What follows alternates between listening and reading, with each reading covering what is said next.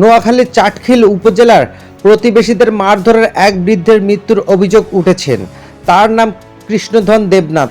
তিনি উপজেলা বদলকোট ইউনিয়নের মধ্য বদলকোট গ্রামের লালু ডাক্তার বাড়ির বাসিন্দা।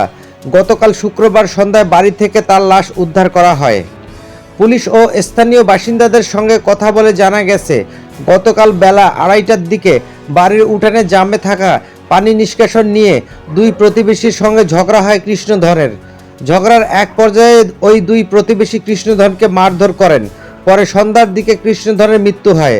বিষয়টি থানায় জানানো হলে পুলিশ লাশটি উদ্ধার করে থানায় নিয়ে যায়।